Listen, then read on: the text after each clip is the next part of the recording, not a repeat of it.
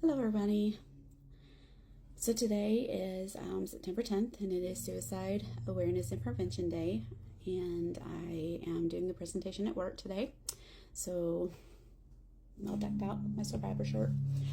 I am a survivor of a suicide attempt from when I was 21 years old.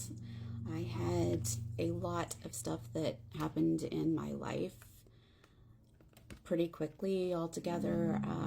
I went through a divorce, and I went through losing my job, and I found out I was pregnant by the guy that I started seeing when I separated from my husband, and he didn't want any more kids.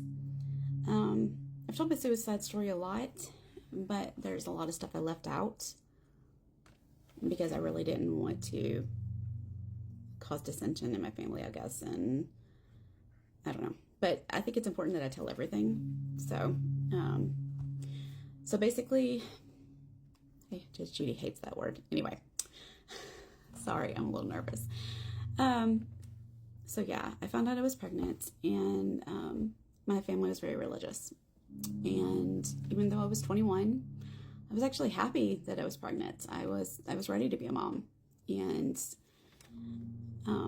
but because I was going to be a single mom, one of the first things that happened is I got excluded from my church because it was a public sin, and so I couldn't be a member of church if I was going to be living in a public sin. So I got kicked out of church. And then my family was telling me that my child was a bastard child, that because I wasn't married, I wasn't going to be married, my child was going to be a bastard. They went so far as to try to find me somebody to marry. Set me up on a date with a guy that I went to school with who was in love with me, but I wasn't in love with him. And yeah, so when I finally had my breakdown, I was at work and everything came crashing down in on me, and I kind of lost it, and I took a whole bunch of pills.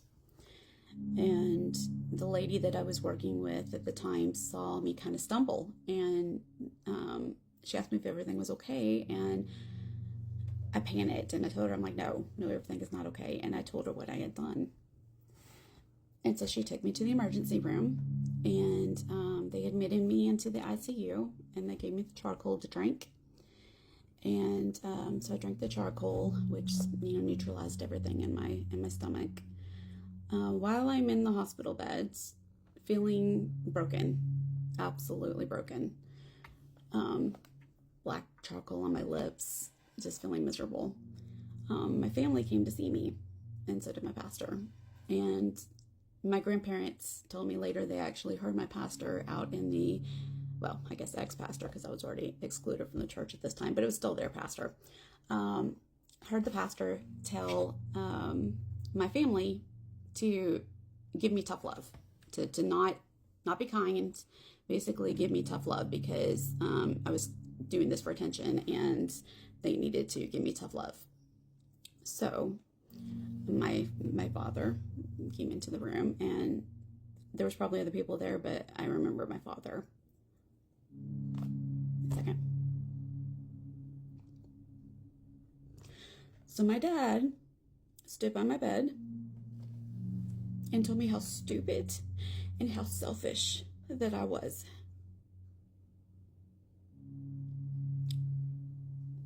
Not exactly what you need to hear when you're in a situation like this. I didn't do it for attention.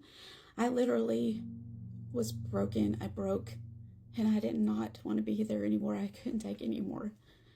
And you're telling me I'm stupid and I'm selfish. So anyway, they ended up leaving. And the ICU nurse came in, and she took my hand and she said, if anybody comes in here and makes you feel uncomfortable, you let me know. I will make them leave. And at that moment, something kind of snapped. And I realized that, wow, whoa, some people do care. And then I was like, I realized that I remember being pregnant. And I asked her, I said, did I hurt the baby? And she said, no. She said, the baby's fine. You're going to be fine. Everything's fine. And that's where my life changed. And because I believe God sent my oldest daughter into my life to save my life, because nothing else mattered. Only thing that mattered to me was that little baby inside of me. And that's the only thing that's mattered to me really since then is my kids. I would do anything for my kids. And I think that that is so important that people understand that when people get to that point in their life, that they are that broken, they need love. They need understanding. My grandparents, God bless them, they took care of me. They found me a place to live with the friends, and they paid her some rent so that I could stay there. And they took care of me, and they told me that they loved me. So, Mama and Papa, I'm hoping to show this to you guys too, and just thank you. Thank you, thank you, thank you. You guys were a godsend when I needed you. You know, had it not been for my grandparents and for that nurse and for God, I wouldn't be here. If God had not sent me that baby, I would not be here. I was done. So if you know somebody who's struggling and they say that they might kill themselves, take it seriously. Even if they don't come to you and say they might be thinking about killing themselves, if they come to you and tell you they're struggling, or if you even see or think that they're struggling, be there for them.